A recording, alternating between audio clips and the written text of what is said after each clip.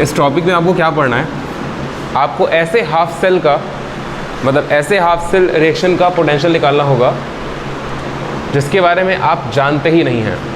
मतलब कि जैसे देखो बेसिक से समझाते हैं। इलेक्ट्रोकेमिकल सीरीज़ में आयरन है फॉर एग्जांपल, तो इलेक्ट्रोकेमिकल सीरीज़ में जो इलेक्ट्रोड पोटेंशियल दे रखा है मतलब रिडक्शन पोटेंशियल जो दे रखा है, तो आयरन का +3 से +2 जाने का दे रखा है और आयरन का +2 से 0 जाने का भी दे रखा है। लेकिन आयरन का जो इलेक्ट्रोड पोटेंशियल है वो डायरेक्ट अगर +3 से 0 जाना है, अगर कोई ऐसा हाफ सेल बनाया जाए जिसके अंदर आयरन जो है वो +3 से डायरेक्ट 0 पर रिड्यूस हो रहा हो, उसका डेटा सवाल में नहीं दिया हुआ है, उसका डेटा जो है वो आपकी किताब में नहीं दिया हुआ है। उसका डेटा आपको अपने किताब से निकालना पड़ेगा, जिसके लिए आपको ये टॉपिक पढ़ाया जाता है कि आपके पास अगर कोई ऐसा हाफ सेल बन रहा हो जिसमें अगर रिडक्शन हो रहा है और वो रिडक्शन डायरेक्ट सवाल मतलब वो रिडक्शन डायरेक्ट आपको ना सवाल में दे रखा है ना ही किताब में दे रखा है, तो उसका डेटा आप कैसे कैलकुलेट करेंगे। तो ऐसा डेटा कैलकुलेट करने के लिए आपको ज़रूरत पड़ती है दो चीज़ होगी। आपको ट्रांजिशन रिडक्शन स्टेट की आवश्यकता पड़ती है, मतलब अगर 3 से 2 में आया उसका पोटेंशियल आपको पता है किताब में दे रखा है, फिर 2 से 0 में गया उसका पोटेंशियल भी आपको मतलब रिडक्शन पोटेंशियल उसका आपको किताब में दे रखा है। आप इन दोनों का यूज़ करके 3 से डायरेक्ट 0 में जाने वाले का निकाल लेंगे। आप ऐसा नहीं बोल सकते कि सर हम दोनों को जोड़ देंगे आंसर आ जाएगा, ऐसा आप नहीं बोलेंगे, ठीक है। कि सर दोनों को जोड़ दीजिए आंसर है, मतलब 3 से 2 में गया फिर 2 से 0 में गया, दोनों को जोड़ दिया आंसर आ जाएगा, ऐसा नहीं होता। इसी के बारे में हमको स्टडी करनी है कि ऐसे हाफ सेल का रिडक्शन पोटेंशियल कैसे निकालेंगे जिसमें कोई एलिमेंट ऐसे ऑक्सीडेशन स्टेट से ऐसे रिडक्शन के स्टेट में जा रहा है जहाँ पर आपको स्टैंडर्ड पोटेंशियल की वैल्यू ना ही किताब में दे रखी है ना ही सवाल में दे रखी है। एज अ क्वेश्चन अगर आपके सामने बन करके आएगा तो ठीक है। स्टेटमेंट लिखिए इसका 2 लाइन का लिखिए, हेडिंग लगाओ, स्टेटमेंट लिखो। लिखो many elements exist in a number of different oxidation states, in a number of different oxidation states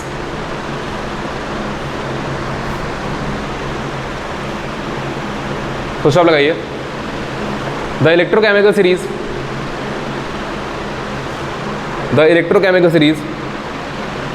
does not list the electrochemical series does not list the values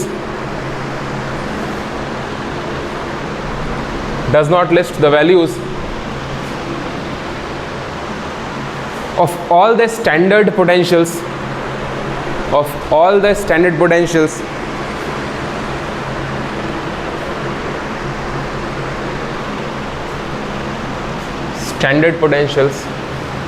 every half reactions of these elements, every half reactions of these elements।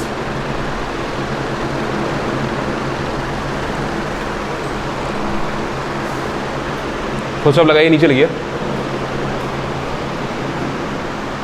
these can be obtained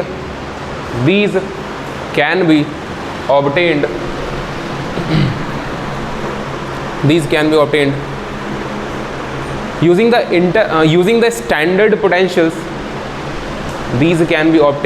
the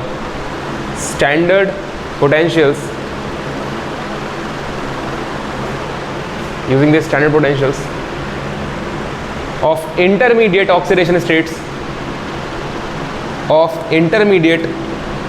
oxidation states transition।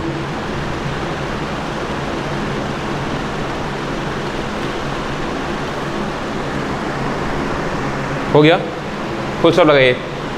मतलब अभी तक आप बस वही लिखे हैं जो आपको हम समझाए थे कि आप नोन डेटा को यूज़ करके कुछ ऐसा अननोन डेटा निकाल सकते हैं जहाँ पर ऑक्सीडेशन से रिडक्शन एक ऐसे स्टेट में हो रहा हो जिसका डायरेक्ट डेटा सवाल किताब में ना दे रखा हो, ठीक है।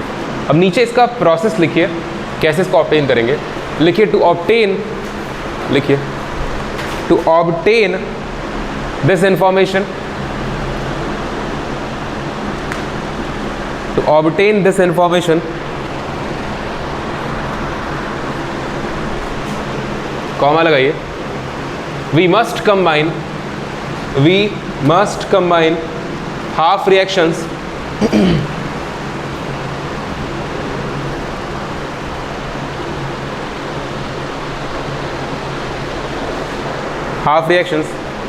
in the electrochemical series, half reactions in the electrochemical series in order to make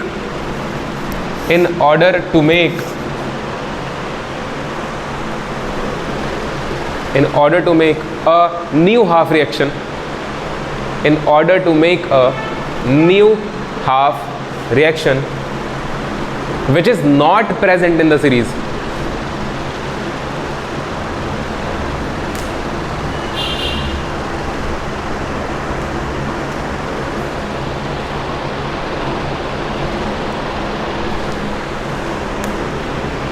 हो गया? ठीक है। आपको क्या करना है, आपको वो हाफ रिएक्शंस को कंबाइन करके एक नया हाफ रिएक्शन बनाना है।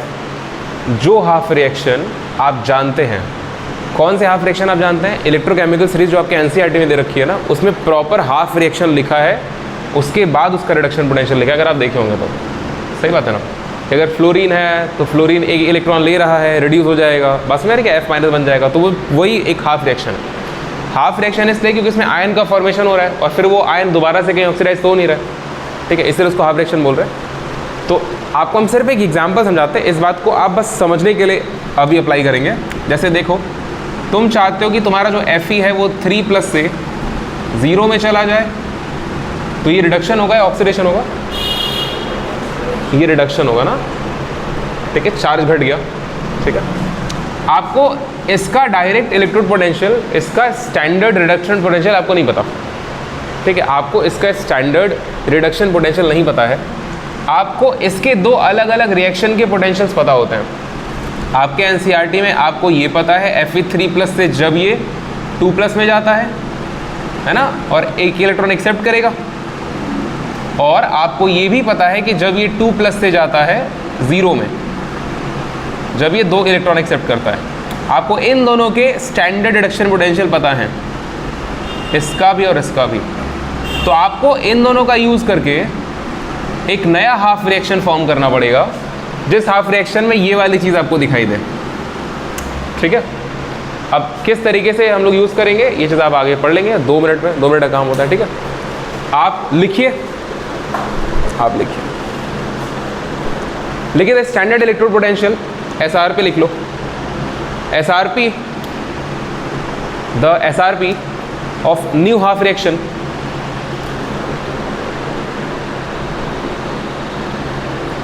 the SRP of new half reaction cannot be simply determined, cannot be, ये गलती हो जाती है इसलिए इस बात को हम लिखवा रहे हैं बस, cannot be simply determined by adding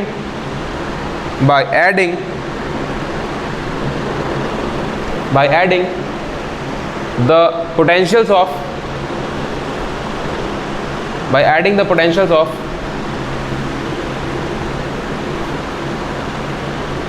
original half reactions, potentials of, थोड़ा थ्योरेटिकल पोर्शन है, इसको लिखना जरूरी है, उसमें लिखवा रहे हैं, थोड़ा समझ लेना, नहीं तो फिर छूट जाएगा, ठीक है।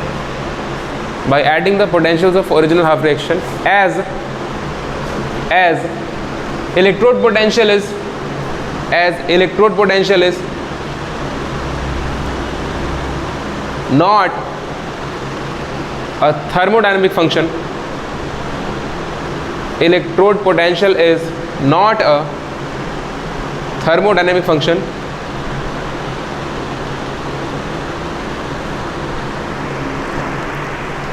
देखिए इलेक्ट्रोड पोटेंशियल जो होता है वो एक थर्मोडायनेमिक फंक्शन नहीं होता है कि आप सीधे जोड़ देंगे या घटा देंगे। मतलब समझिए हम क्या कहना चाह रहे हैं।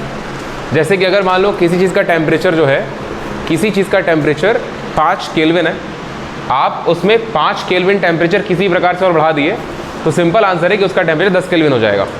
किसी भी चीज़ के पास, क्योंकि टेम्परेचर एक थर्मोडायनेमिक फंक्शन है।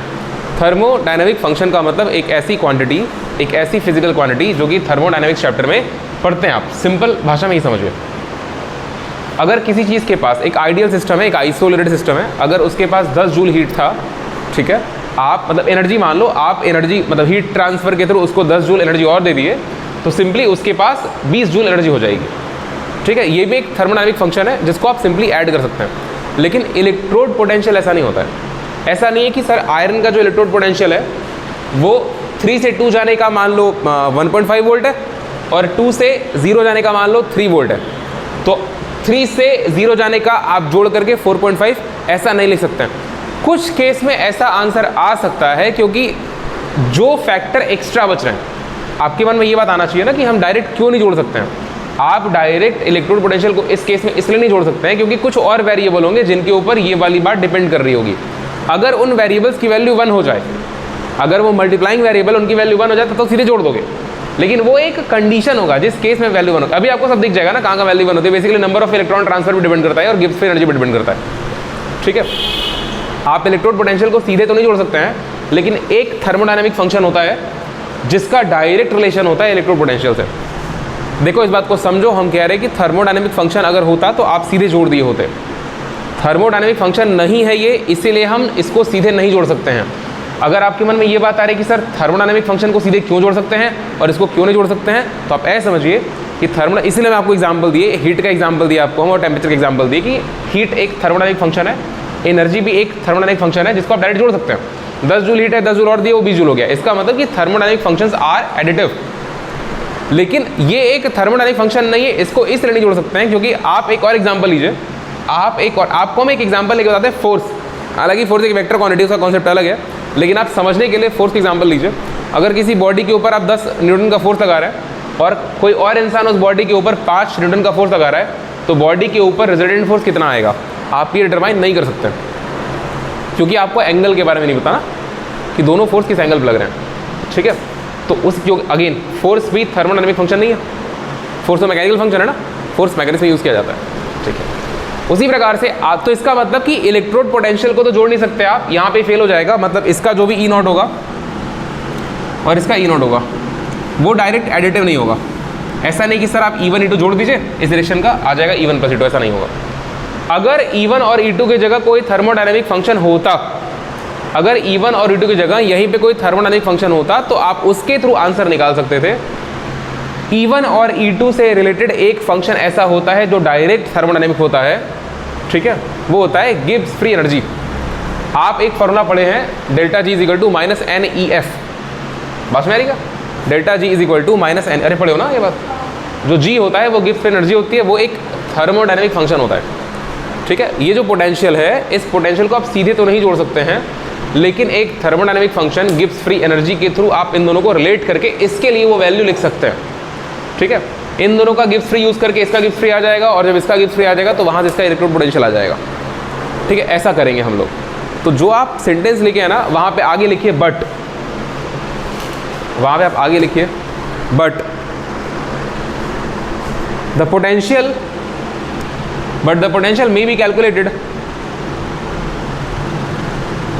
may be calculated from the standard Gibbs free change. Gibbs free change या गिब्स एनर्जी चेंज, बात है कि आपको समझना है बस। From the standard Gibbs free change, bracket में लिखो डेल्टा G0 जो कि स्टैंडर्ड है।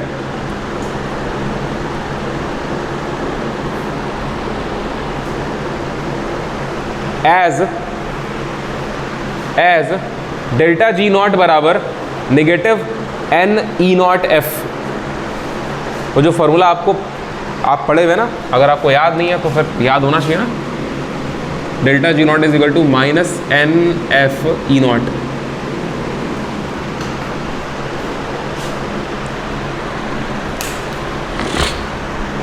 फॉर्मूला कैसे प्रूव होता है आपको याद है क्या? आपको क्या करना होता है, प्रूविंग नहीं बता रहे हैं, आगे बढ़ रहे हैं। आपको क्या करना है, आपको इसका E1 चेंज करेंगे डेल्टा G1 में, इसका E2 से निकाल लेंगे इसका डेल्टा G2। बात समझ आ रही क्या? करे कुछ करना नहीं ना, -n से डिवाइड कर दोगे, बात समझ आ रही क्या? तो रिलेशन आ जाएगा यहाँ और यहाँ डेल्टा G, या फिर E1 को और E2 को अपने अपने रिलेशन में रख दो। डेल्टा G0 1 आ जाएगा, डेल्टा G0 2 आ जाएगा। उन दोनों का यूज़ करके आप इसका डेल्टा G निकाल लें, और जब इसका डेल्टा G आ जाएगा तो इसी फॉर्मूले का यूज़ करके इसका E0 निकाल लेंगे। बात समझ आ रही है?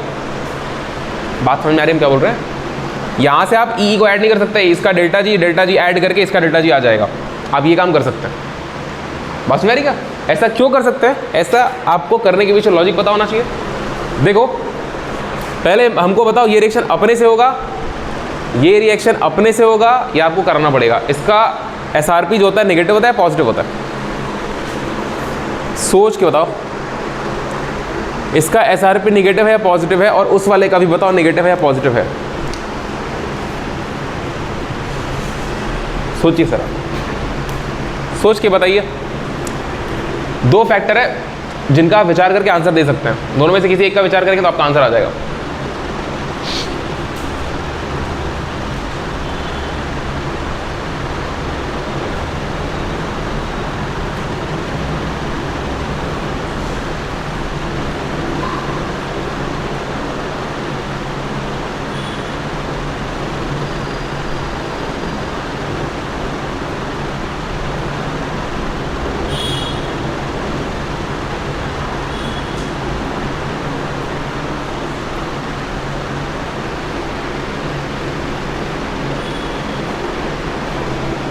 दोनों का पॉजिटिव होगा? चलो हम हिंट देते हैं, एक का पॉजिटिव होता है एक का नेगेटिव होता है। कौन सा पॉजिटिव होता है? ये वाला, ये वाला पॉजिटिव होता है। इसका सारे पॉजिटिव होता है और इसका नेगेटिव होता है। कोई एनसीईआरटी लाया है? निकालो। हमको लग रहा है आप उल्टा बोल रहे हैं क्या? खोलो बाबू, खोलो वो सीरीज खोलो। हाँ देखिए, इसका नेगेटिव होता है, इसका पॉजिटिव होता है। एक बार बस देख के कंफर्म कर लीजिए इसको, ठीक है? क्योंकि जो आयरन होता है ना वो +2 ऑक्सीडेशन स्टेट में ज़्यादा स्टेबल होता है। मतलब ये पॉजिटिव ना, +2 से 0 वाला, अच्छा नेगेटिव होता है। हाँ ठीक है, सही बात है ना। अगर +2 ज़्यादा स्टेबल ऑक्सीडेशन स्टेट है तो सही बात है, 0 में नहीं जाएगा ना, ये नेगेटिव हो जाएगा। बिल्कुल सही बात है। और 3 से 2 में जाएगा तो ज़्यादा स्टेबल स्टेट में जाएगा, ये पॉजिटिव हो जाएगा। मतलब बेसिकली देखिए, हमको ये याद है, इसमें थोड़ा सा कन्फ्यूजन अगर हो जाता है तो आप ऐसे याद रखिए ना, ये ज़्यादा स्टेबल स्टेट होता है। +2 आपको पता है रस्टिंग, अभी कोरोजन पढ़ेंगे आप, कोरोजन में आप कोरोजन पढ़ेंगे ना, कोरोजन में पहले Fe ये 2+ बनेगा, खैर आएगा तो उसको पढ़ लेंगे। 2+ ज़्यादा स्टेबल होता है। अगर आप ऐसे भी ध्यान रखते हैं तो 3 से अगर 2+ में आएगा तो एनर्जी रिलीज करेगा, ऐसा होता है? नहीं होता है क्या? नहीं रिलीज करेगा, ज़्यादा स्टेबल आएगा रिलीज करेगा, ठीक है। और यहाँ तो मतलब चलिए ठीक है, खैर आगे बढ़ते हैं। हाँ जी, एक लाइन लिखिए आप, एक लाइन लिखिए आप। The following example, the following example, एक एग्जाम्पल लिख के समझते हैं। The following example describes, the following example describes, the following example describes how to calculate delta, how to calculate E0 for new half reaction, how to calculate E0 for new half reaction।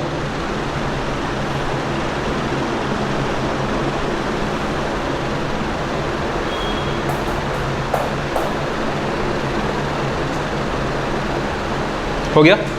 आपको हम एक example दे रहे हैं, आप खुद से करने का ट्राई करिए, फिर आपको हम बताते हैं, क्योंकि बहुत आसान है, आराम से कर लोगे।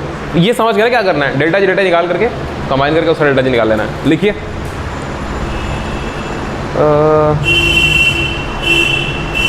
देखिए आप सीधे सवाल लिखिए, SN4+ जब कन्वर्ट हो रहा है SN2+ में, SN4+ जब कन्वर्ट हो रहा है SN2+ में, तो उसका रिडक्शन पोटेंशियल देके रखा हुआ है 0.15 वोल्ट। ये स्टैंडर्ड रिडक्शन पोटेंशियल है SRP, 0.15 वोल्ट, 0.15 वोल्ट हो गया। और सेकेंड हाफ रिएक्शन है SN2+ जो है वो SN में कन्वर्ट हो रहा है, तो उसका SRP दिया हुआ है -0.14 वोल्ट। देखो पहला वाला 0.15 था, और जब SN2+ SN में कन्वर्ट हो रहा है तो उस केस में SRP है -0.14 4 वोल्ट। समझे क्या मेरी बात को? आपको क्या निकालना है? SN4 से डायरेक्ट SN बनने का जो SRP होगा वो निकालना है।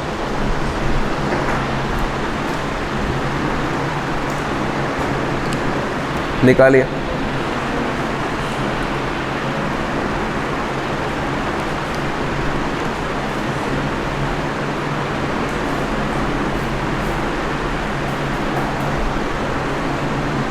बहुत आसान है, कुछ नहीं करना, आराम से लगाओ।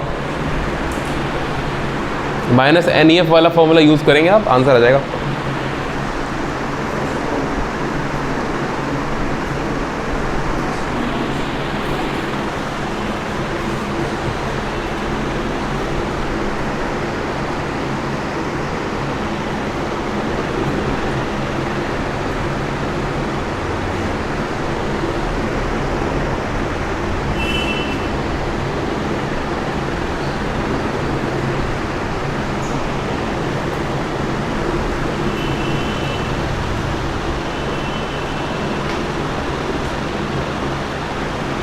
F की वैल्यू मत रखना।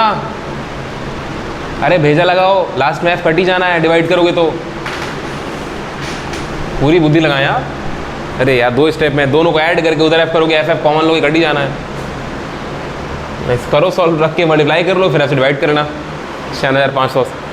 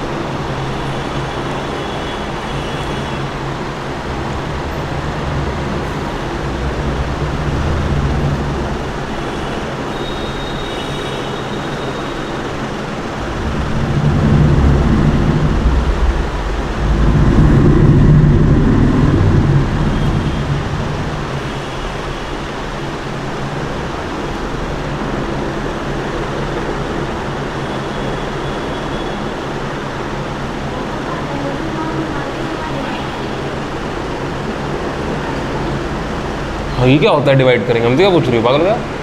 इनोट निकालना, इनोट निकालो उसका। हमको क्या पता, वो तो हम बताएंगे ना, हमको तो ई नॉट चाहिए उसका। हाँ, ई नॉट निकालना उसका। 0.25। अच्छा, हो सकता है, हमको क्या पता।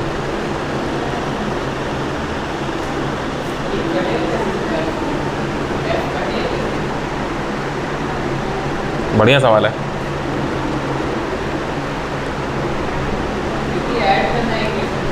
बताइए।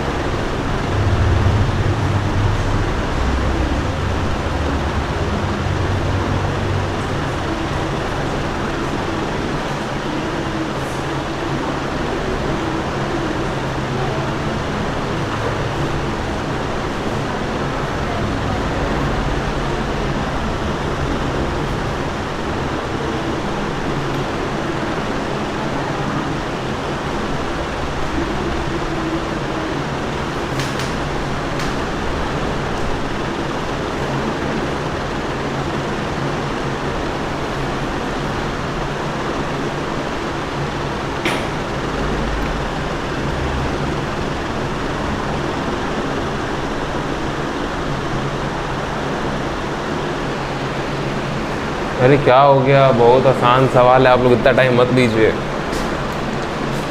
चलिए लगाते हैं। हाँ देखो अगर आंसर नहीं आ पा रहा ना तो फिर आप समझे नहीं मेरी बात ना, आप मेरी बात पूरी समझे नहीं कि असल में क्या करना है। 30 13 तुमको पता है 30 वोल्ट तुम बैटरी का पोटेंशियल बता रही हो क्या?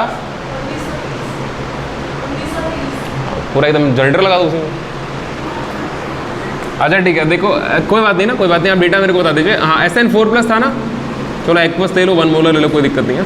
मान लो ऐसा था, किसमें कन्वर्ट स्टैंडर्ड है ना, उसका SRP दिया हुआ है ना इन दोनों का, तो हम 1 मोलर ले रहे हैं, कोई दिक्कत नहीं, आप परेशान नहीं होंगे।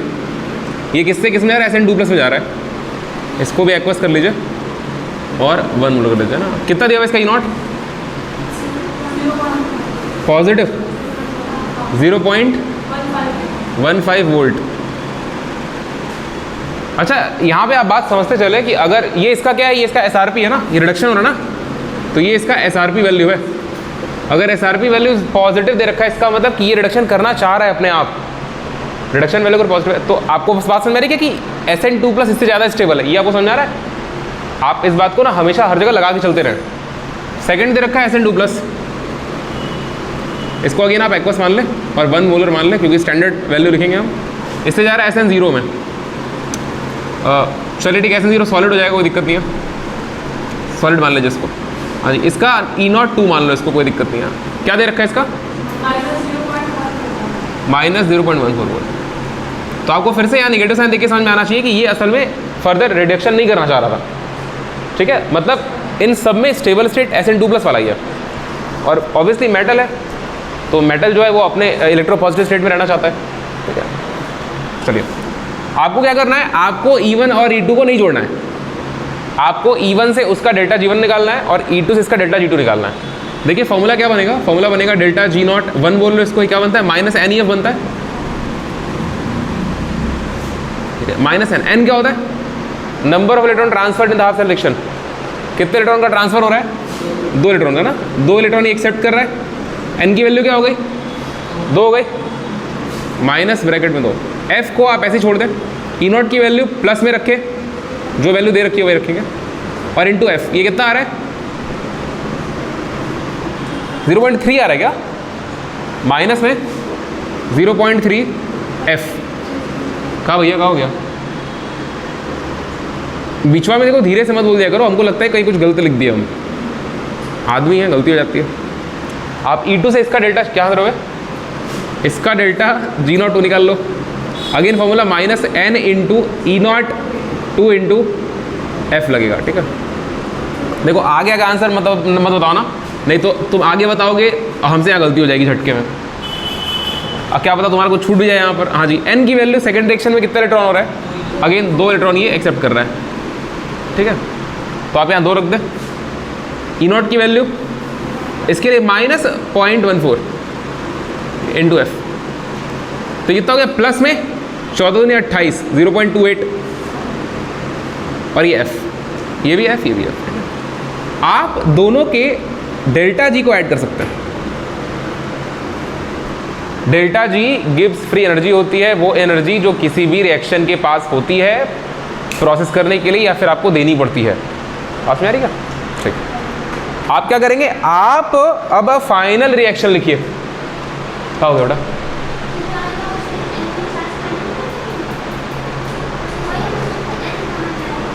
देखो तुम्हारा फाइनल रिएक्शन क्या है, तुम क्या चाहते हो? तुम यही चाहते हो ना? क्या लिख रहे हैं भाई हम? +4 एक्वस से ये जो 1 मोलर का SN4+ किस में कन्वर्ट हो जाए? डायरेक्ट सॉलिड में। अगर ये डायरेक्ट सॉलिड में कन्वर्ट हो रहा होता तो यहाँ पे कितने इलेक्ट्रॉन ट्रांसफर हुए? 4 इलेक्ट्रॉन ट्रांसफर हुए। इसके लिए आप डेल्टा G की वैल्यू क्या लिखते? इसके लिए आप डेल्टा G की वैल्यू लिखते, इसका डेल्टा G प्लस इसका डेल्टा G ऐसे भी निकाल सकते हैं, क्योंकि यहां से यहां शिफ्ट हुआ है। तो मेरी बात समझिए, 2 जाने में 2 मतलब +4 से +2 जाने में इतने एनर्जी का एक्सचेंज हुआ, +2 से 0 जाने में इतने एनर्जी का एक्सचेंज हुआ। तो कुल एनर्जी कैसे निकालेंगे? जोड़ देंगे, जो घट रहा है घटा देंगे, जोड़ रहा है जोड़ देंगे, नेगेटिव वाला घट जाएगा। तो डेल्टा G0 2 प्रकार से निकल सकता है। एक तो डेल्टा G0 1 को आप ऐड कर दीजिए डेल्टा G0 2 में, और दूसरा तरीका होता है फॉर्मूला अप्लाई कर लीजिए। इसका formula -NEF, -NE0 into F, ये ई नॉट किसका है? इस वाले रिएक्शन का। ठीक है, बात समझ रही क्या? इन दोनों की वैल्यू आपको पता है, निकाल लीजिए वहां से। Delta G not 1 plus delta G not 2, इसकी वैल्यू कितनी आ रही भाई? देखो एफ और एफ तो दोनों में है, -3 -28 है, ये 30 है। अरे ये लगभग 30, डेसिमल अगर छोड़ दो 30 लिखा हुआ है ना, इसको 3 बार समझ लेना। डेसिमल का 2 + 2.5 2 + 30, तो 0.2 बचेगा निगेटिव में ना। पॉइंट कितना बचेगा? 0.02 बचेगा माइनस में 0.02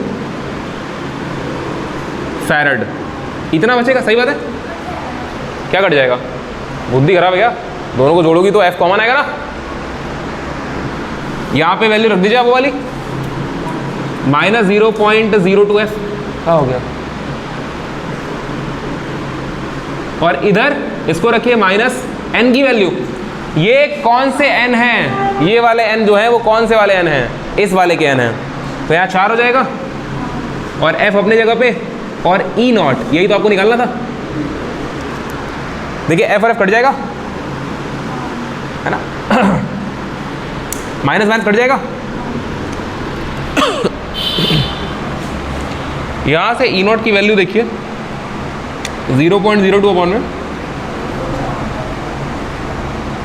0.4 है ना, सिर्फ 4 है।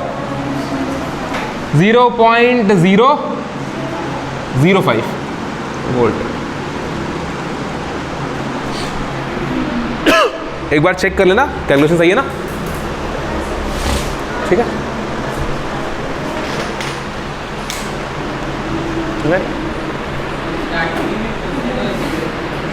देखो ये तरीका बहुत आसान है, इसमें कुछ करना नहीं है आपको। एक का डेल्टा जी निकालिए, दूसरे का डेल्टा जी निकालिए। ध्यान ये रखना है कि दोनों का डेल्टा जी सिंबल के साथ रखना है, चिन्ह के साथ ना। ऐसा नहीं कि उसका डेल्टा जी 0.3 इसका 0.2 फिर जोड़ करके 0.58 कर दें, ऐसी गलती आप नहीं करेंगे। चिन्ह के साथ ऐसे हर एलिमेंट के लिए कर सकते हैं।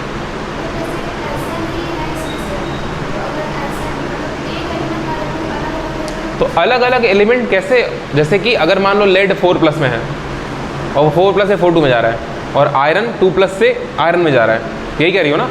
तो लेड आयरन में कैसे कन्वर्ट होगा, ये बात है ना।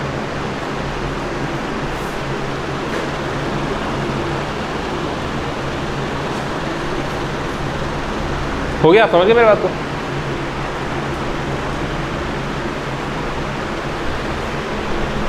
गलती करते थे, अगर आप सीधे ई नॉट को ऐड करेंगे तो वहां गलती हो जाएगी ना, क्योंकि उस केस में आंसर कितना आ रहा है? 0.0 आ रहा है, गड़बड़ हो जाएगा ना। आपको लगेगा आंसर तो सही है 0.01, ठीक है, क्योंकि आपको लगेगा 111 दिखता है, डैनियल सेल की याद आ जाएगी आपको लगेगा आप सही किए ना, ठीक है।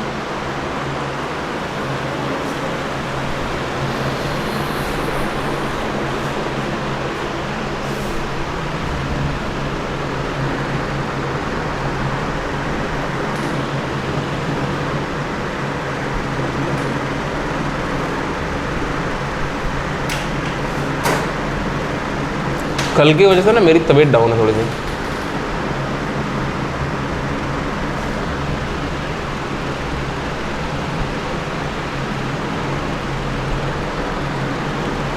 हम बाकी क्लास कैंसिल की कि हम इस क्लास को ले पाए आज। आपका चैप्टर, आप ऑलमोस्ट अपने चैप्टर के एंड में, आपको पता होगा आपको बेसिकली 2 टॉपिक और पढ़ना है, 2 नहीं 3 पढ़ना है, मतलब ठीक है 2.5 टॉपिक पढ़ना है आपको। एक आपको पढ़ना है कॉन्सेंट्रेशन सेल क्या होता है ना, वो बस एक स्टैटिक सा कांस्टेंट सा टॉपिक है, छोटा सा है। उसके बाद आपको बैटरी पढ़नी है, और बैटरी का जो आधा टॉपिक बचता है वो है कोरोजन, ठीक है। बैटरी बहुत सरल टॉपिक है, बहुत ज़्यादा सरल टॉपिक है, ठीक है। बैटरी 2 प्रकार की होती है, प्राइमरी और सेकेंडरी होती है, ठीक है। प्राइमरी बैटरी नॉन रिचार्जेबल, खैर अभी हम बैटरी को बढ़ा रहे हैं। चलिए आगे बढ़ते हैं।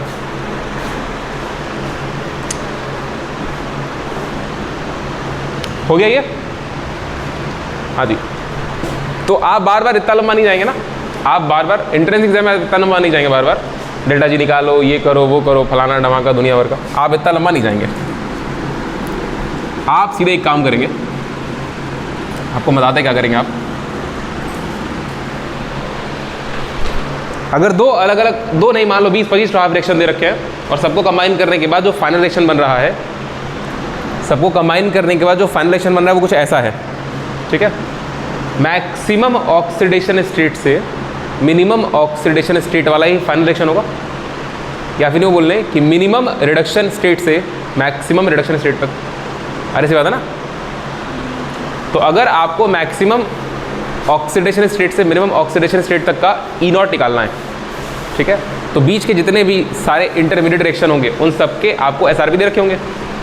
ध्यान रखना, हो सकता है सवाल में SOP दिया हो, है ना, सवाल में SOP भी हो सकता है।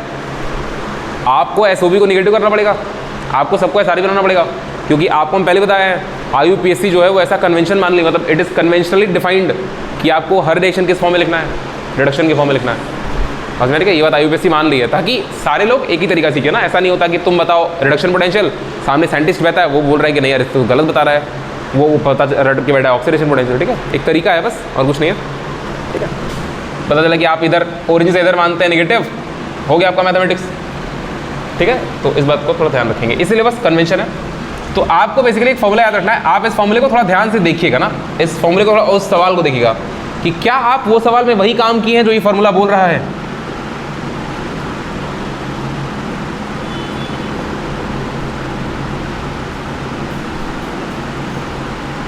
ये क्या आप ऐसे कुछ काम किया? समझ में नहीं क्या? आप क्या किया पहले? आप डेल्टा जी निकाले, छोड़ो, डेल्टा जी निकाले उसको भी छोड़ दो। यहां पर तुम क्या कर रहे हो? एफ को छोड़ दो, एफ तो कट गया ना लास्ट में, एफ छोड़ दो। आप E1 में n का गुणा किए, आप E2 में ना गुणा किए, जो भी आंसर है उसको जोड़ दिए, बस मेरी क्या E1 में n का गुणा E2 में जो आंसर है जोड़ दिए। लास्ट में आप क्या करें? लास्ट में आप NF से डिवाइड किए हैं, F तो कट ही गया, बचा n, बस मेरी क्या। और ऐसे हो सकता है कि बहुत सारे बहुत आए। R का मतलब रिजल्टेंट रिएक्शन में कितने नंबर ऑफ इलेक्ट्रॉन्स हैं। R मतलब रिजल्टेंट ना, जनरली R का मतलब रिजल्टेंट, ठीक है, R लिख दें बस बैठेगा। तो हो सकता है कि बहुत सारे ऐसे रिएक्शन हो, कोई दिक्कत नहीं है, नीचे तो यही रहेगा ना सिर्फ। ऐसे जितने भी इंटरमीडिएट रिएक्शन हो रहे होंगे, जितने भी इंटरमीडिएट रिएक्शन हो रहे होंगे, ये E1 क्या है, E1 E2 क्या है, SRP है। और ये जो आएगा ये भी SRP आएगा ना, क्योंकि स्टैंडर्ड रिडक्शन पोटेंशियल जो होता है वो बाई कन्वेंशन आपको निकालना होता है। अगर ये SOP हुआ तो ये सारे SOP नहीं लिखना पड़ेंगे आपको। अरे आपको सही लग रहा है कि अगर आपको स्टैंडर्ड ऑक्सीडेशन पोटेंशियल निकालना है तो फिर सबका SOP रखोगे, बात तो ही है। N1 N2 N3 और NR ये सब हमेशा पॉजिटिव रहेगा, हमेशा नेचुरल नंबर रहेगा, क्योंकि ये इलेक्ट्रॉनों की संख्या होती है, बस मेरी का। आपको बस ये ध्यान रखना है कि E1 E2 E3 जो है, आप ध्यान रखेंगे कि वो सवाल में क्या दिया हुआ है, SRP या SOP, और उसको सिंबल के साथ रखेंगे, ठीक है। N1 N2 का कोई टेंशन नहीं, E1 E2 उसके सिंबल के साथ आप रखेंगे ना। आप इस रिएक्शन को देख लीजिए, इस फॉर्मूले को बोर्ड में नहीं, इस बोर्ड पे नहीं, हाँ ऐसे कर। आप जब इस बोर्ड पे पढ़ाएंगे ना तो आप डायरेक्ट तब तो एकदम डायरेक्ट अप्लाई मत करना, पहले वो लगा देना, बच्चों से सिखा देना, ठीक है। नहीं तो बच्चे मन के सच्चे होते हैं और बच्चे मन के बहुत ज़्यादा धुरंधर भी होते हैं ना। वो बोर्ड में वो तरीका सीख के ही नहीं जाएगा, वो बोलेगा कि चलो ठीक है कुछ तो नंबर मिलेगा, फॉर्मूला से ही कर देते हैं।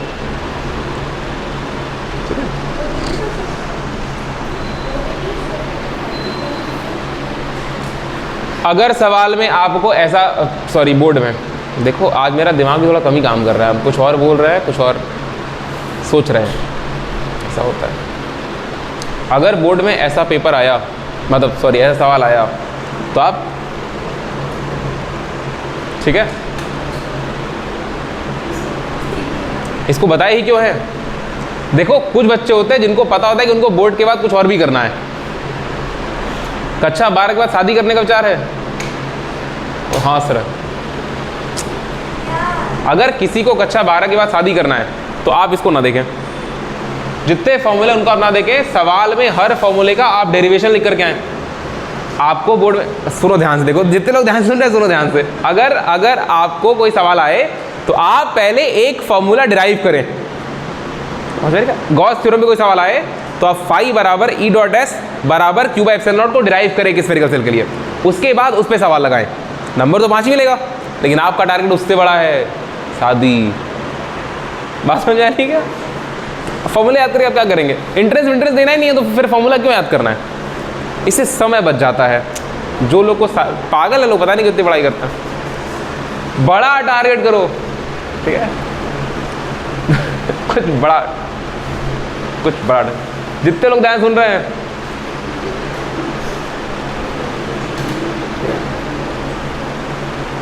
जितने लोग स्माइल कर रहे हैं, जितने लोग ध्यान सुन रहे हैं, अच्छा चाहे कोई भी हो, उम्र कोई भी हो, शादी के नाम से मुंह पे स्माइल तो आ ही जाती है। छोटा बच्चा कोई शादी बोलोगे ना तो खुश जाता है। छोटे बच्चे तो ऐसे चिल्लाते रहते हैं हम इन शादी करेंगे डायरेक्ट, भले वो महिला किसी की वाइफ ही क्यों ना हो, बोलेगा आपको अच्छी लगती है आप शादी करें। छोटे बच्चे मन के सच्चे, बताओ हाँ सही बात है। छोटे टीचर्स को बोलते हैं मैम शादी करेंगे, आ जा रही क्या जिसको बोलता है, ठीक है। तो आप समझ गए, ये ब्रैकेट में लिखना है यहाँ पे ओनली फॉर बैचलर्स, ठीक है। चलिए अच्छा, अब हमको ये बताने की जरूरत नहीं है ना कि N1 क्या है, N2 क्या है, NR क्या है, समझ जाएंगे ना, ठीक है। याद रहेगा समझी जाओगे, नहीं याद रहेगा तो पढ़ने का क्या ही मतलब है। और क्या अगर नहीं याद रहा बोर्ड के पेपर तक तो ये याद करके क्या कर लो कि N1 N2 क्या है, समझ में आएगा।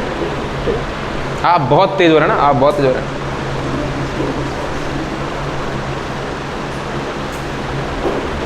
चलिए हेडिंग लगा लीजिए, कॉन्सेंट्रेशन सेल। कॉन्सेंट्रेशन सेल से कुछ याद नहीं आ रहा?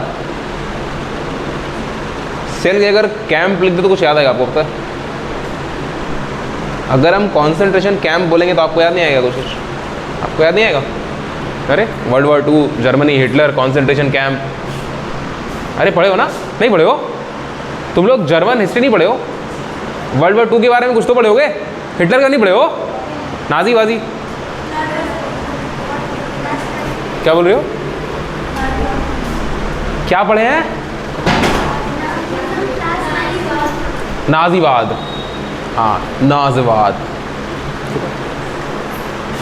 नाजीवाद, नाजी, ठीक है। हिटलर बहुत अच्छा आदमी था, अच्छा आदमी था ना, उसी का असर पड़ा है तुम्हारे ऊपर। अरे उसकी बेटी नहीं थी बस, हमारा तो लही गया होता कदा। चलिए आपको हम एक छोटी सी बात बताते हैं और बहुत सुंदर सी बात बताएंगे। देखिए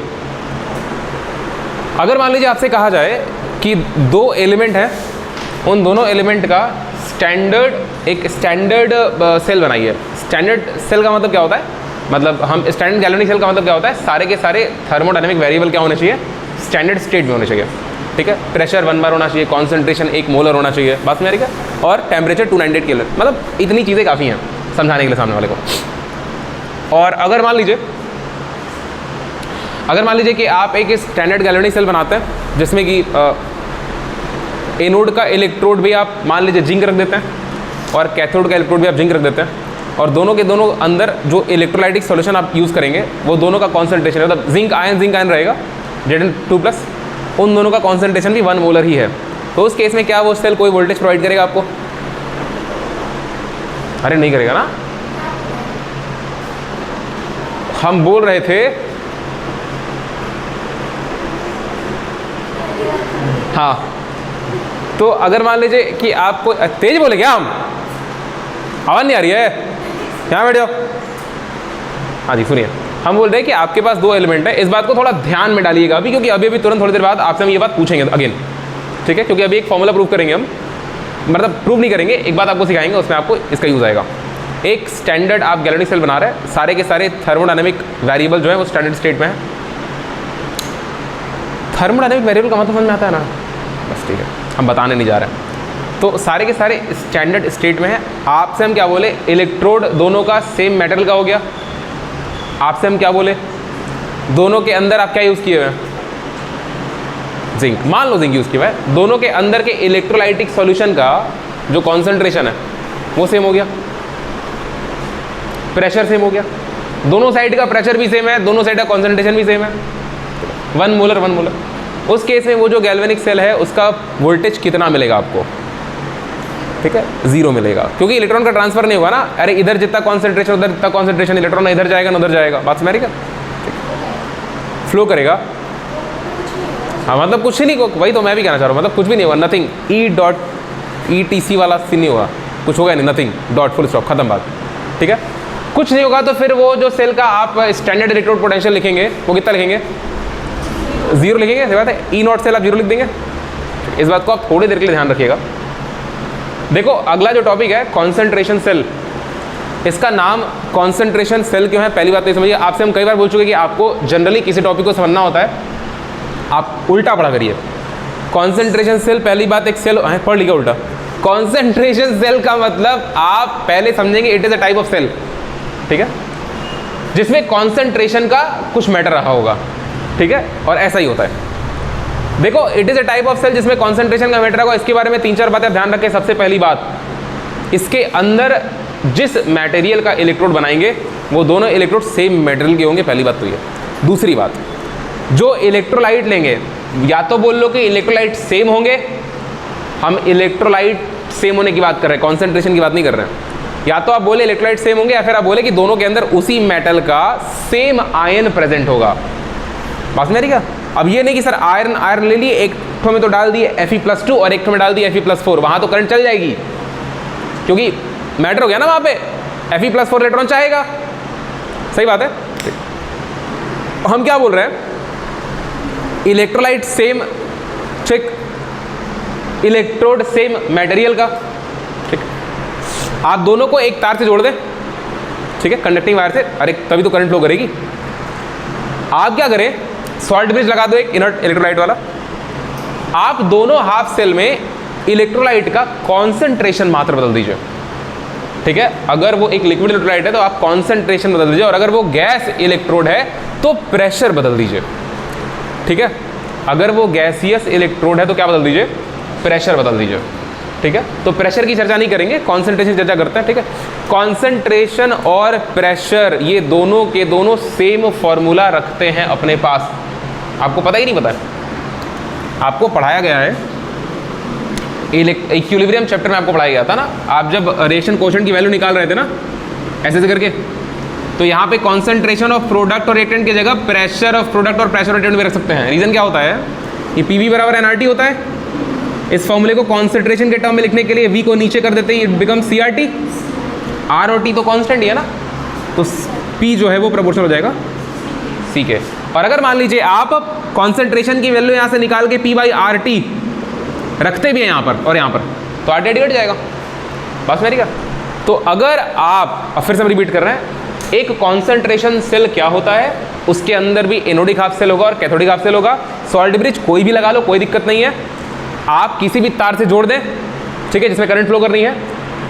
क्या बातें सेम होती हैं, इलेक्ट्रोलाइट सेम होता है और जिस मटेरियल का इलेक्ट्रोड लगाते हैं वो भी सेम होता है। अंतर क्या होता है कि अगर वो इलेक्ट्रोलाइट वाला मैटर है, मतलब अगर वो मेटल इलेक्ट्रोड है, अरे आप इलेक्ट्रोड के टाइप्स पढ़े ना 3, अगर वो मेटल आयन इलेक्ट्रोड है तो उस केस में आपको इलेक्ट्रोलाइट का कॉन्सेंट्रेशन डिफर करना है अलग अलग, और अगर वो गैस इलेक्ट्रोड है तो प्रेशर अलग अलग कर देना दोनों में, ठीक है।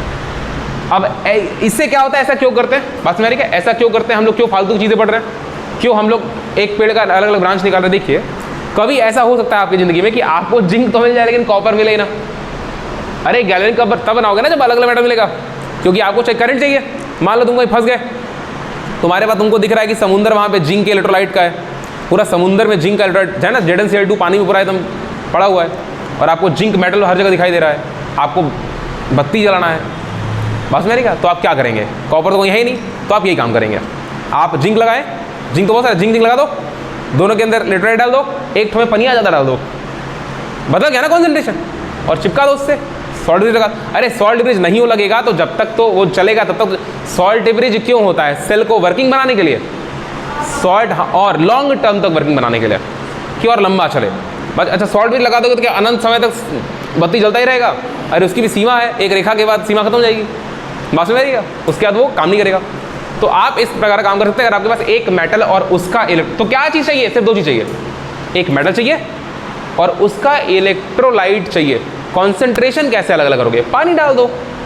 अरे सही बात है ना, concentration number of mole per unit volume, volume भी तो बढ़ाना है, मट्टी मत डाल देना, तो वॉल्यूम भी तो बढ़ाना है। वो सॉल्यूबल इलेक्ट्रोलाइट के अंदर आप सॉल्वेंट ऐड करेंगे जो सॉल्यूबल सॉल्वेंट हो, बस मेरी क्या पता चला, मट्टी डाल दिए और सेल का पूरा कंडाल हो गया क्या।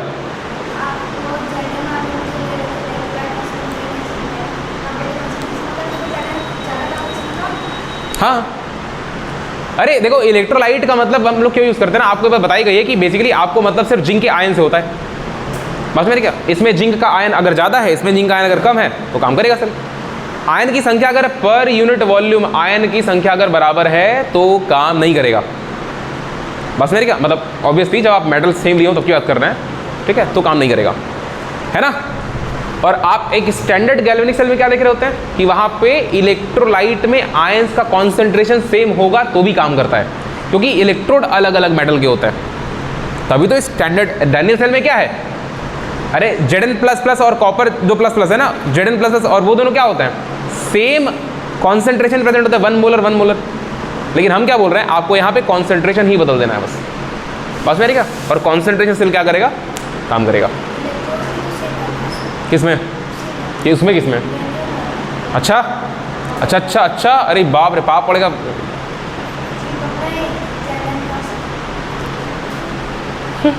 बोल के मुंह क्या दबाना होता है भाई, जो निकल गया गलती तो निकल गया, ठीक है। आप समझिए कॉन्सेंट्रेशन सेल क्या होता है। अब अगर आप ये समझ चुके कि कॉन्सेंट्रेशन सेल क्या होता है तो आपको ये पक्की बात पता है ना, आपको ये पक्की बात पता है ना कि वो काम तो करेगा, करंट फ्लो करेगी। इसका मतलब जो E0 की वैल्यू आप निकालेंगे तो E0 की वैल्यू पॉजिटिव आएगी, लेकिन E0 की वैल्यू नेगेटिव आती है। अगर आप डायरेक्शन रिवर्स कर दें तो आपको ये समझना है क्या डिफरेंस है, एक में इलेक्ट्रोलाइट कम रहेगा और एक में कॉन्सेंट्रेशन ज़्यादा, एक में कॉन्सेंट्रेशन कम एक में कॉन्सेंट्रेशन ज़्यादा। आपको ये बताना है कि एनोड वाले में कॉन्सेंट्रेशन कम रहेगा या कैथोड वाले में कॉन्सेंट्रेशन कम रहेगा। करंट कहाँ से फ्लो करेगी, एनोड से कैथोड या कैथोड से एनोड, कैथोड से एनोड। ऐसे ऐसे मत करो, कोई आंसर नहीं होता है, मेरा तरीका ये आंसर नहीं होता है। बोर्ड में आगे किधर से करंट फ्लो करेगी, सर पेपर में क्वेश्चन है सुन लीजिए, आंसर ये होगा, ठीक है। आपको ये थोड़ा समझना पड़ेगा ना, इसके लिए आपको थोड़ा सा कैलकुलेटिव डेटा पे काम करना पड़ेगा। तो आप लिखिए 2 लाइन मेरे से, हम बोल रहे हैं आप लिखिए 2 लाइन, हेडिंग लगाइए कॉन्सेंट्रेशन सेल और लिखिए the electrode potential depends, the electrode potential depends on the concentration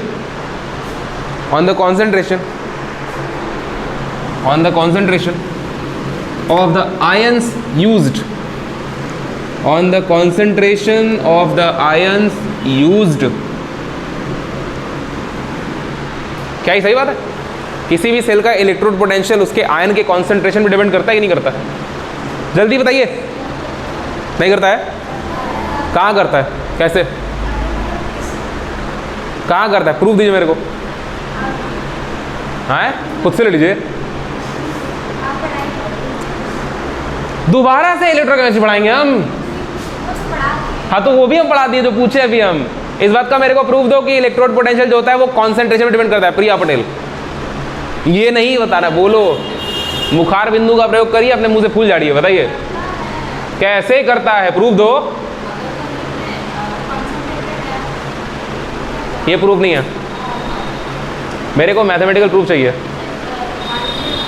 नहीं मानना नहीं मेरे को, एक सिंगल स्टेटमेंट आंसर है। अब तुम पूरा पढ़ चुके, हाँ सर ये सब नहीं होता ज़्यादा कम, थ्योरी तब बतानी होती है जब चैप्टर शुरू हो रहा होता है। अभी फॉर्मूला बताना है आपको। फॉर्मूले में इलेक्ट्रोड पोटेंशियल कहीं भी कॉन्सेंट्रेशन आता है, कहीं भी देखे हो, E0 बराबर E0 माइनस 0 पॉइंट, सुन लो हम बोलने पे अब, E बराबर E0 minus 0.0592 divided by n log Q। कहीं भी कॉन्सेंट्रेशन आया, कहीं भी कॉन्सेंट्रेशन आया, चुप रहो बे, कहीं भी दिख रहा कॉन्सेंट्रेशन? कहाँ दिख रहा भैया कॉन्सेंट्रेशन तुमको? इस पूरे फॉर्मूले कहाँ कॉन्सेंट्रेशन है?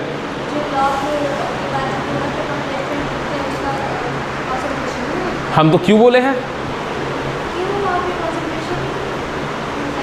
हम गलत बोल दिए क्या फॉर्मूला? हाँ तुम लगभग पहुंच रहे हो, ठीक है। वो जो क्यू होता है वो कॉन्सेंट्रेशन से ही निकालता है ना, सही बात है ना, ठीक है। तो ये इस बात का प्रूफ है कि जो इलेक्ट्रोड पोटेंशियल होता है वो कॉन्सेंट्रेशन पे डिपेंड करता है, सही बात है ना। अरे यही बोलेंगे ना, और को क्या बोलेंगे? तुमको क्या हो गया?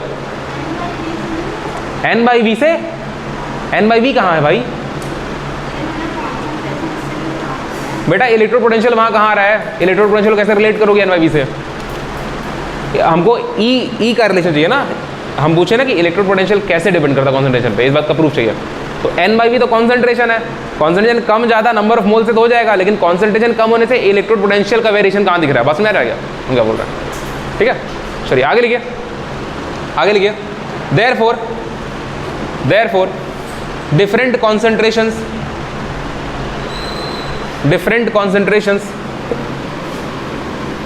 of ions in a different concentrations of ions in a half cell, different concentrations of ions in a half cell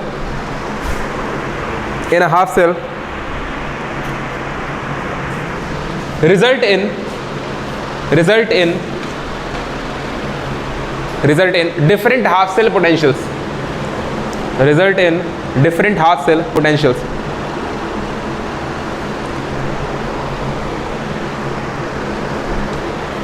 समझ में आ रही क्या?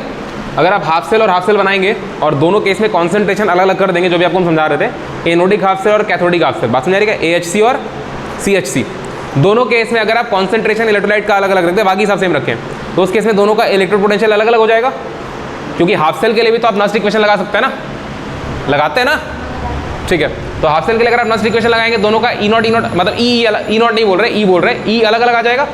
और अगर दो हाफ सेल का इलेक्ट्रोड पोटेंशियल अलग अलग है, इसका मतलब दो हाफ सेल के बीच में पोटेंशियल डिफरेंस है, मतलब आप दोनों को जोड़ करके एक गैल्वेनिक सेल बना सकते हैं, बात में आ रही क्या? और करंट चलेगी। तो नीचे लिखिए, नीचे लिखिए, क्या लिखियो?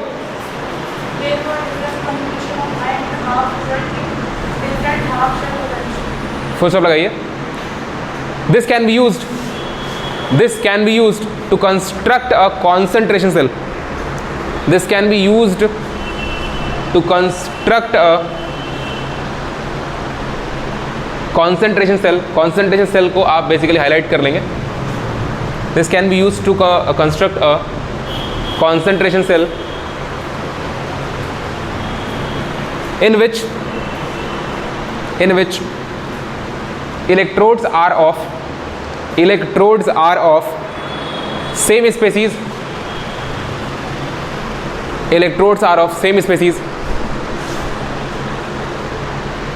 but different ionic concentrations,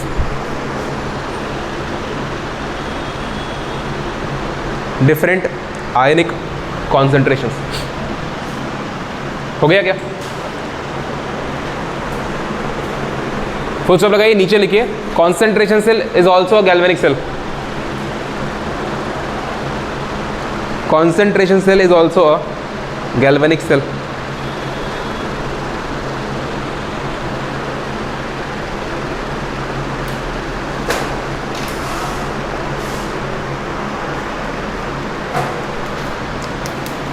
concentration cell is also a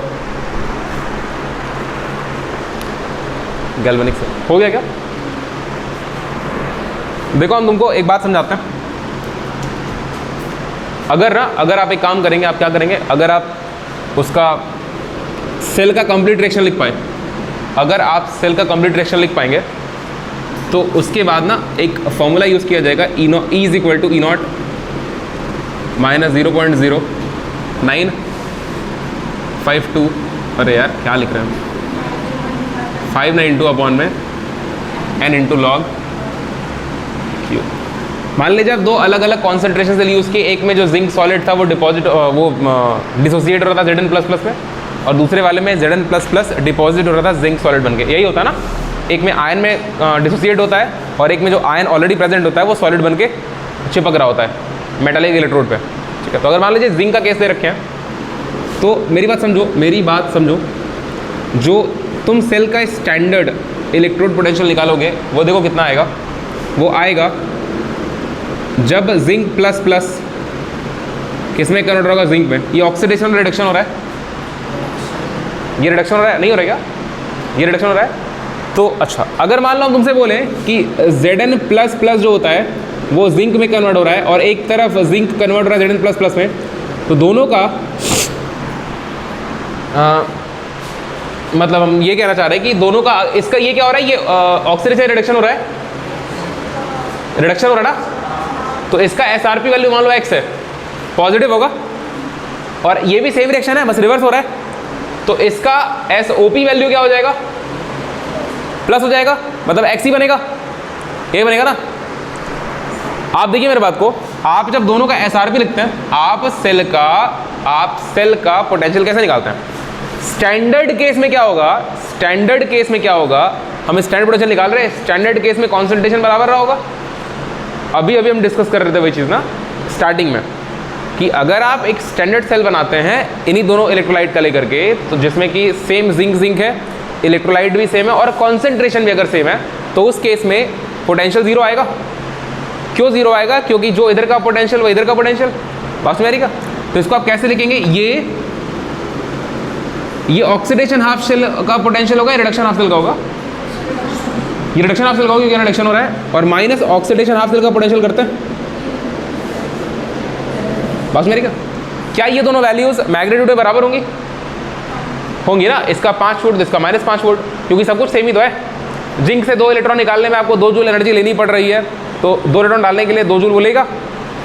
बात मेरी क्या, रिएक्शन उल्टा हो जाएगा, तो ये वैल्यू जीरो आ जाएगी। बात मेरी क्या, एक कॉन्सेंट्रेशन हाफ सेल में जब भी आप E0 की वैल्यू निकालेंगे वो हमेशा जीरो ही आएगी। आप जिन दो हाफ सेल का कॉन्सेंट्रेशन सेल बना रहे हैं, उन दोनों हाफ सेल को उनके स्टैंडर्ड कंडीशन में लेकर के जाइए और E0 निकालिए, वो हमेशा जीरो ही आएगा। क्योंकि सिर्फ एक ही चीज़ तो है जो अलग अलग है, वो कॉन्सेंट्रेशन। जैसे ही आप इसको स्टैंडर्ड केस में लेकर के जाएंगे, कॉन्सेंट्रेशन भी क्या हो जाएगा, बराबर हो जाएगा, तो फिर E0 की वैल्यू जीरो हो जाएगी। और जैसे ही E0 की वैल्यू जीरो हुई, ये फॉर्मूला रिड्यूस होकर के क्या बन जाएगा, E बराबर -0.0592 अपॉन में n इंटू लॉग Q। आपको बात समझ आ रही है? आपको ये बात समझ में आ रही है? तो आप ये फॉर्मूला लिखिए, पहले ये लिखिए जो कि आप जानते हैं, फिर उसके बाद आप ये लिखिए, फॉर स्टैंडर्ड सेल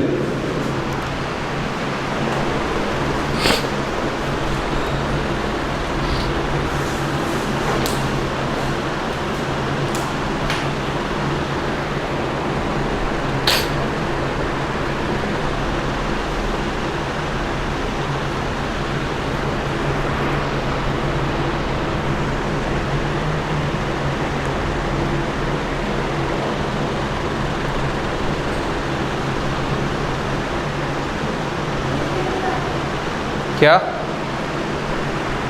हाँ वो लिख के फिर ये नीचे लिख लो।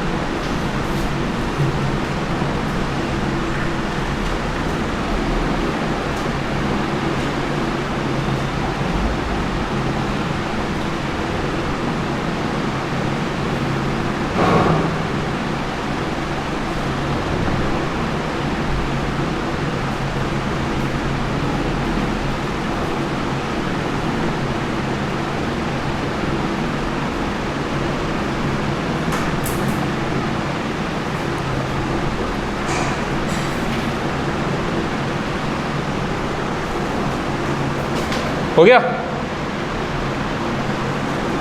देखो हम एक सेल बना रहे हैं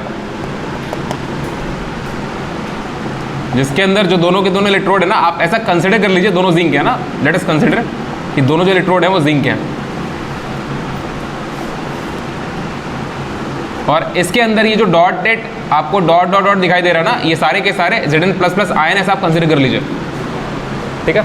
और यहाँ पर डॉट्स आपको कम दिखाई दे रहा है, तो वैसा मान लीजिएगा कि इसमें कॉन्सेंट्रेशन जिंक आयन का कैसा है, कम है, ठीक है। बात समझ आ रही है? ये सॉल्ट ब्रिज है, सॉल्ट ब्रिज में आप कोई भी इनर्ट इलेक्ट्रोलाइट ले लें, हम KCl ले रहे हैं। KCl लेने में मैटर तब होता है जब सिल्वर का इलेक्ट्रोड होता है, AgCl प्रेसिपिटेट बनेगा।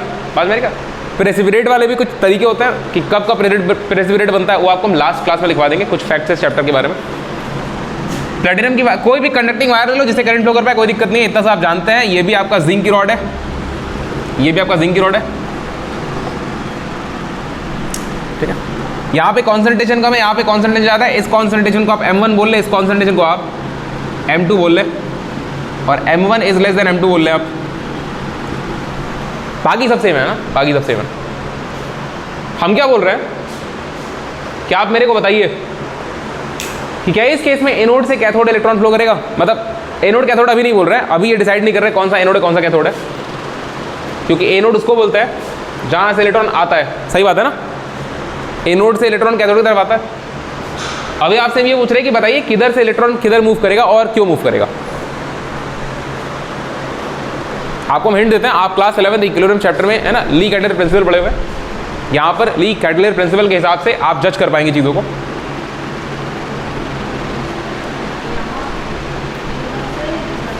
क्यों, किसका कॉन्सेंट्रेशन ज़्यादा? मेटल का कॉन्सेंट्रेशन ज़्यादा नहीं बेटा,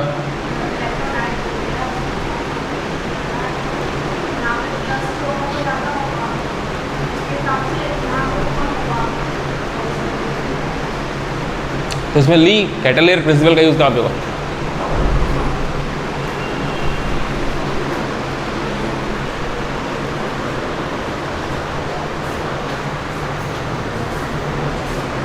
ली कैटेलर प्रिंसिपल किसी भी इक्वेशन को उस तरफ पुश करता है जिस तरफ पुश करने से इक्विलिब्रियम जल्दी अटेन हो जाए, ठीक है। ली कैटेलर प्रिंसिपल जो होता है वो रिएक्शन को उस तरफ पुश करता है जिस तरफ इक्विलिब्रियम जल्दी अटेन हो जाए। इक्विलिब्रियम जल्दी अटेन होने का बेसिकली क्या मतलब होता है, कॉन्सेंट्रेशन जो होता है ना, कॉन्सेंट्रेशन जो होता है वो तो ठीक है, कोई दिक्कत नहीं है, लेकिन मतलब वो बस चाहता है कि आप जो है एनर्जी का लेन देन ना करें, आप शांति से पड़े रहें। ली कैटेलर प्रिंसिपल का जो बेसिक मतलब यही है कि आप शांति से पड़ जाइए, आप जो चाहते हैं वो कर लीजिए, शांति से पड़ जाइए।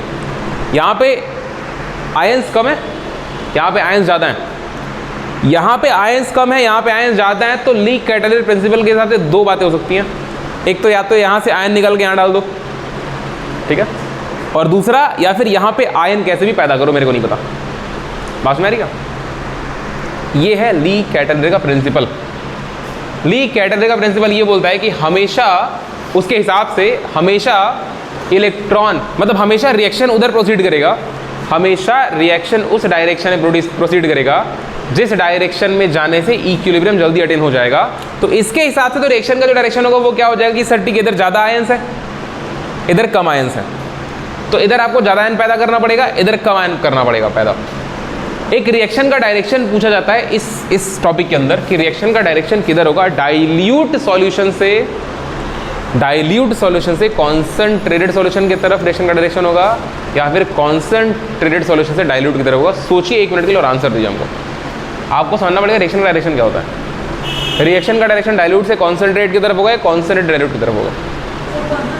उसके बाद तो ये तो सही बात है कि हाँ ठीक है वहाँ पे आयंस कम है तो यहाँ पे आयन ज़्यादा पैदा हो जाएंगे, उधर पॉजिटिव है तो यहाँ पे आयन ज़्यादा पैदा करने के लिए इलेक्ट्रॉन उधर जाएगा, है ना। बताइए क्या?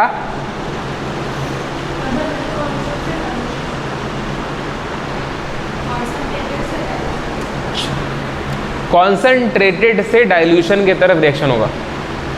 रिएक्शन में चाहिए क्या? जो लोग आराम से बैठे हुए हैं वो लोग मेरे को ये बताओ कि रिएक्शन होने का मतलब आप यहाँ क्या बोलेंगे? रिएक्शन ऐसा क्या हो यहाँ पर क्या बोलेंगे रिएक्शन हो रहा है? रिएक्शन में ध्यान रखना दो चीज़ें होती हैं, रिएक्टेंट और प्रोडक्ट। आप इलेक्ट्रॉन की चर्चा नहीं करेंगे। रिएक्शन का मतलब रिएक्टेंट घटना चाहिए और प्रोडक्ट बढ़ना चाहिए। बस मेरी क्या? तो रिएक्शन में ऐसा क्या हो जाए कि आप बोलेंगे रिएक्शन हो रहा है? रिएक्शन में या तो ये घट जाए या तो वो बढ़ जाए। बस मेरी क्या? तो अगर आप इस रिएक्शन को ऐसे लिखते हैं कि सर जिंक आयन ज़्यादा और जिंक आयन कम, बात मेरी क्या? मतलब जिंक आयन एक्वस 2 मोलर और जिंक आयन एक्वस 0.5 मोलर, तो तीर किधर का बनना चाहिए? आपको और ज़्यादा क्या पैदा करना है? कम वाला पैदा करना ना, और ज़्यादा। जहाँ कॉन्सेंट्रेशन कम है तो तीर किधर का बनेगा? इधर का बनेगा ना। तो कॉन्सेंट्रेटेड से डाइल्यूट की तरफ। बस मेरी क्या, तो रिएक्शन का डायरेक्शन आप ध्यान रखें। रिएक्शन का डायरेक्शन आपको सोचेंगे, रिएक्शन का डायरेक्शन मतलब अबे कंफ्यूज, मतलब आप कंफ्यूज हो जाएंगे ना कि इलेक्ट्रॉन का डायरेक्शन बताएं या करंट का डायरेक्शन बताएं। इसीलिए आपको समझना है कि रिएक्शन के डायरेक्शन में इलेक्ट्रॉन और करंट से मैटर नहीं होता है। रिएक्शन के डायरेक्शन का मतलब आपको पता होना चाहिए कि रिएक्टेंट क्या है और प्रोडक्ट क्या है। रिएक्टेंट और प्रोडक्ट आपको तभी पता चल पाएगा जब आप ली कैटलियर प्रिंसिपल जानते रहेंगे कि वो रिएक्शन को हमेशा टेंड करता है इक्विलिब्रियम की तरफ। और इक्विलिब्रियम का मतलब क्या होता है कि रिएक्शन तभी रुकेगा जब दोनों साइड का कॉन्सेंट्रेशन बराबर हो जाएगा। तो या तो आप ज़्यादा वाले को कम कर दीजिए या तो कम वाले को। बस मेरी क्या, तो ज़्यादा वाले को आप कम नहीं कर सकते ना, क्योंकि आपको इसमें से कुछ निकालना नहीं है। बस मेरी क्या, अरे ये मत समझो कि इसमें तो कम होगा ही, चिपकेगा ही। हम रिएक्शन की बात कर रहे हैं।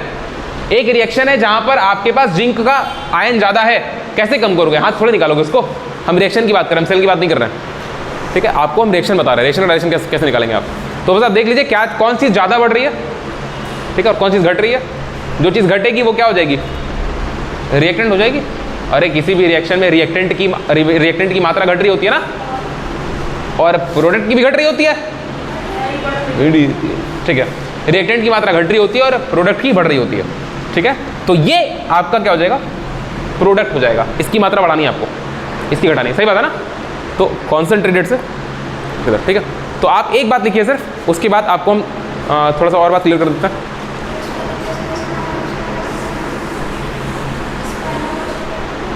हम एनोड कैथोड की चर्चा की है कहीं? अभी उसकी चर्चा होगी तो रुक जाओ।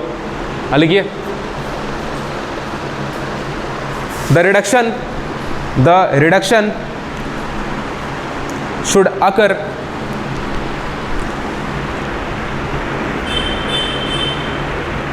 रिडक्शन कौन से वाले में होगा? ऑक्सीडेशन, जहां पे कम है या जहां पे ज्यादा है? रिडक्शन कहां होगा? कॉन्सेंट्रेटेड में या डाइल्यूटेड में? रिडक्शन कहां होगा? देखो, अगर डाइल्यूट में रिडक्शन होगा तो और ज्यादा जिंक आयन कम हो जाएगा ना, और सॉल्ट बन जाएगा ना। आप क्यों सेल के बच्चे की जान लेना चाह रहे हैं? ठीक है, the reduction should occur in concentrated compartment. Reduction should occur in concentrated compartment and oxidation in the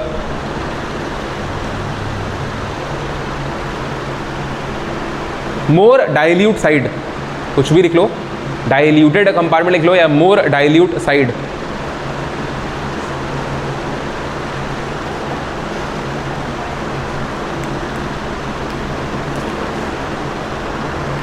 हो गया। And the direction of reaction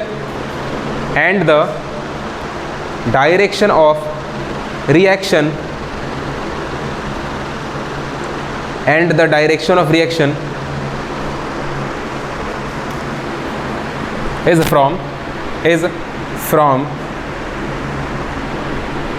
हाँ जी, कहाँ से कहाँ तक? Higher to lower concentration.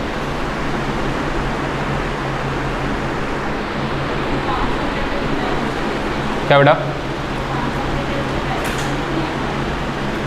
Higher to lower concentration, कुछ भी लिख लो भैया। ओहो, देखो जिंदगी में सारा काम आप मेरे हिसाब से ना करें, ठीक है? आप मेरे हिसाब का समझें, समझ का लेवल मेरे हिसाब का रख लीजिए आप, और अपने हिसाब का लिख लीजिए आप, ठीक है? क्योंकि मेरे हिसाब का अगर पेपर में लिख दोगे ना तो फेल हो जाओगे, ठीक है? एग्जामिनर नंबर नहीं देगा ना। I don't believe in writings. हम ये बात तब बोल रहे हैं जब हम दुनिया में अपने सारे पेपर पास कर चुके हैं, ठीक है? आप भी पास कर ले, फिर आप बोलें कि sir I too don't believe in writings, है ना? I believe in theoretical lecture classes, ठीक है? जहाँ पे डिस्कशन भी थ्योरी हो, नॉलेज लेना और देना दोनों थ्योरी हो जाए। पास में आ रही क्या? एटम दिखाई ना दे, लेकिन आप एटम के अंदर, एटम के पेट में घुस जाएं। आप एटम के पेट के अंदर जो ईसेफेगस होता है, उस ईसेफेगस के पेट में घुस जाएं आप। पास में न्यूक्लियस के अंदर, है ना? बनाओ इसको, एग्जाम्पल लिख लो ना। फॉर एग्जाम्पल इसको बनाओ, एग्जाम्पल लिखो, इसको बनाओ।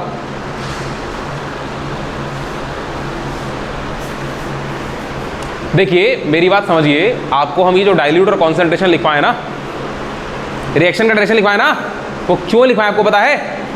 क्योंकि जब आप ऐसे सेल का पोटेंशियल निकालेंगे ना, तो वहां पे Q में आपको ऊपर किसका कॉन्सेंट्रेशन रखना होता है? क्या बोली हो? ये प्लस माइनस क्या होता है? लॉग Q में Q की वैल्यू आप निकालेंगे तो ऊपर किसका कॉन्सेंट्रेशन रखेंगे? प्रोडक्ट का ना। तो आपको पता होना चाहिए ना कि प्रोडक्ट क्या बन रहा है, डाइल्यूट वाला, कॉन्सेंट्रेटेड वाला, है ना। और नीचे किसका रख रहे हैं? बात जा रही क्या?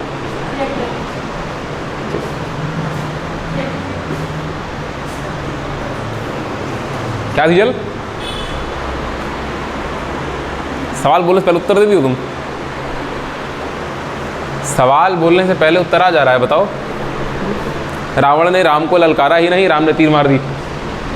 बोला हम बहुत फास्ट हैं। हम आपके मन की बात समझ गए थे कि आप युद्ध करना ही चाहते हैं, आप सीता को वापस नहीं करेंगे।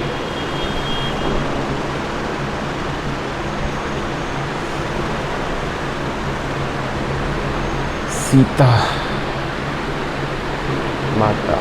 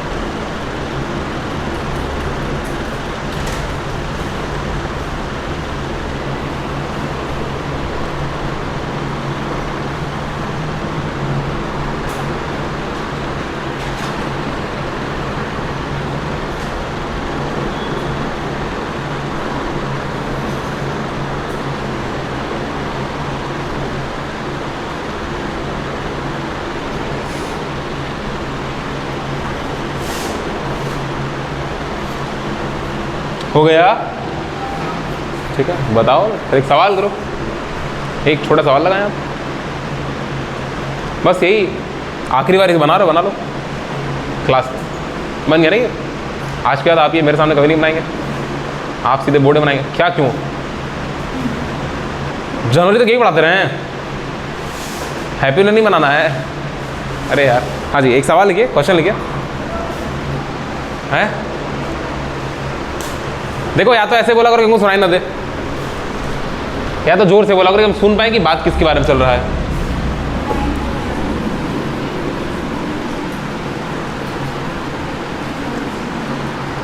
देखिए, एक सवाल है,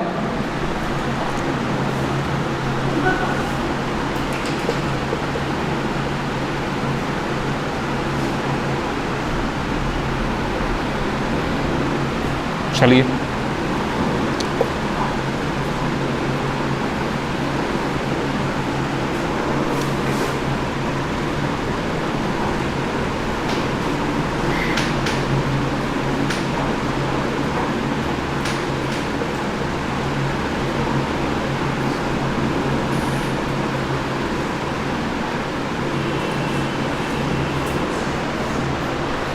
निकालो, इसका सेल पोटेंशियल निकालो, निकालो निकालो।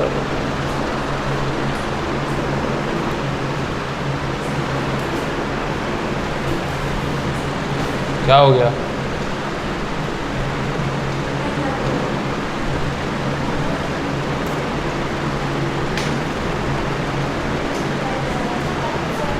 इसमें फ्लो करेगा। सवाल ध्यान से पढ़ो। क्या हुआ, गड़बड़ लिख दिया है?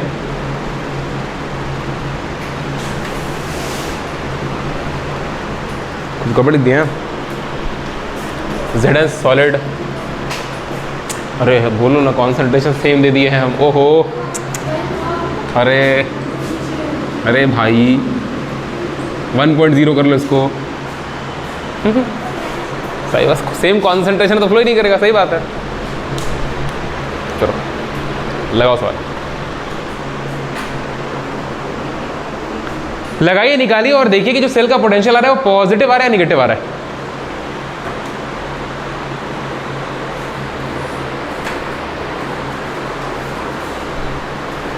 इससे बढ़िया बढ़िया सवाल लगा चुके हो। एक सरल सा सवाल है, बस एप्लीकेशन है उसका, इसलिए हम करा दे रहे हैं, और कोई बात नहीं।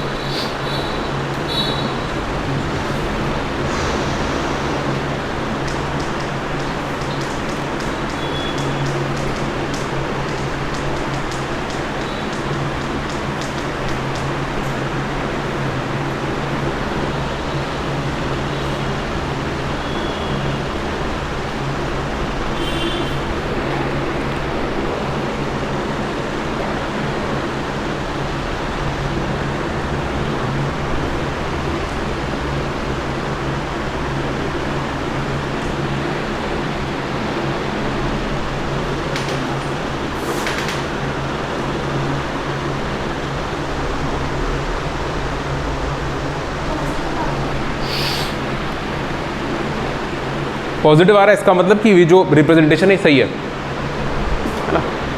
ये आपका एनोड लिखा हुआ है, ये कैथोड लिखा हुआ है।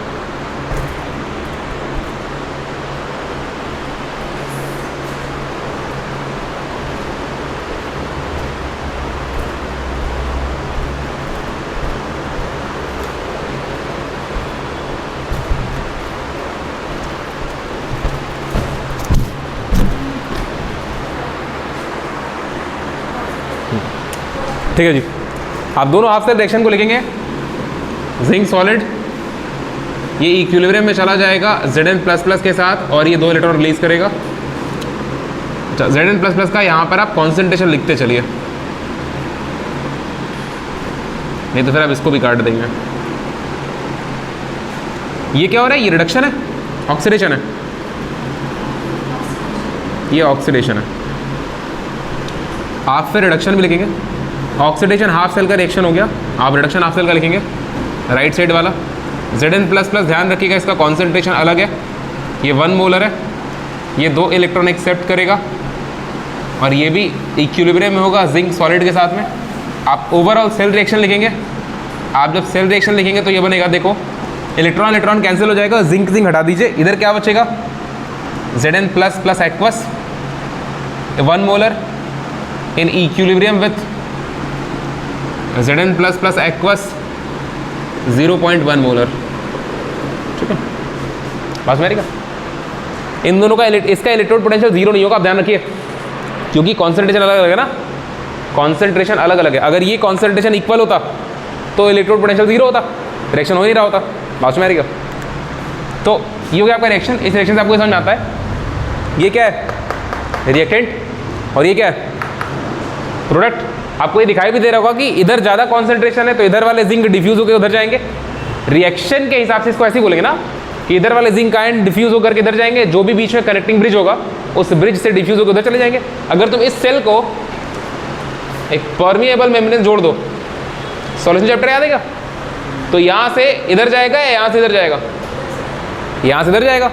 बस में रहेगा, तो मतलब ज़्यादा वाले से कम वाले में जाएगा, तो ज़्यादा से कम वाले में जाएगा। ठीक है, ये आपको लिखना पड़ेगा, इतना आपको लिखना पड़ेगा। इतने के बाद आप सॉल्व करेंगे सवाल। जब सॉल्व करेंगे तो आप लिखेंगे E बराबर E0 माइनस 0.0592 अपॉन में n into log Q. E0 की वैल्यू 0 हो जाएगी। अगेन आपको हम समझाए थे, इस वजह से थोड़ी देर समझाए थे ना आपको, E0 की वैल्यू 0 हो जाएगी। ठीक है, क्योंकि जिंक 2+ से जिंक में जाएगा या जिंक से 2+ में जाएगा, दोनों का पोटेंशियल बराबर तो होगा लेकिन नेगेटिव होगा, तो कैंसिल आउट हो जाएगा। बस में आ रही क्या, तो ये 0 हो जाएगा वैल्यू। E बराबर बचेगा 0.05 0.592 अपॉन में नंबर ऑफ इलेक्ट्रॉन, कितने ट्रांसफरेबल इलेक्ट्रॉन है? 2 हो रहे थे, हाँ माइनस रहेगा यहाँ पे, माइनस बहुत जरूरी है, into log Q reactant by product. Reactant का कॉन्सेंट्रेशन कितना रखा है? 0.1 मोलर और नीचे वाला 1 मोलर है ना, सही है, सही। ये क्या 0.0592 बाई 2 इंटू लॉग 0. इसको आप लिखेंगे लॉग इतना माइनस इतना, ऐसे लिखे ना, लॉग 0. अच्छा इसको आप क्या लिख सकते हैं? ऊपर नीचे 10 से गुणा कर देंगे, 1/10 हो जाएगा, लॉग 1/10 हो गया, गुणा करके इंटू लॉग 1 माइनस लॉग 10। अरे बात में आ रही क्या? लॉग 1 की वैल्यू, लॉग 10 की वैल्यू, तो ब्रैकेट में -1 बचा, ध्यान रखें ब्रैकेट में -1 बचा है। आप इसको डिवाइड करें, ये माइनस और ये माइनस क्या हो जाएगा? ये माइनस और ये माइनस प्लस हो जाएगा, ठीक है। तो आप इसको डिवाइड करें 0.0, 2 दूनी 4, 2 9 18, 2 6 12, तो इसको आप अप्रॉक्सीमेटेड लिख दें, ई की वैल्यू हो जाएगी 0.03। पॉजिटिव आंसर है इसका, मतलब ये सेल सही लिखा हुआ है, ये एनोड होगा, ये साइड कैथोड होगा, और इसका जो ई की वैल्यू आएगी वो आएगी 0.03 वोल्ट। इसका मतलब ये इतना वोल्टेज आपको प्रोवाइड करेगा, कम है लेकिन है। आप कॉन्सेंट्रेशन में और ज़्यादा वेरिएशन क्रिएट करेंगे तो आंसर और तगड़ा आएगा, उस 1 की जगह पे 2 आ सकता है। अरे एक का कॉन्सेंट्रेशन 1 मोलर रखो और एक का कॉन्सेंट्रेशन 0.01 रखो, तो यहाँ पर कितना आएगा? 100 आएगा।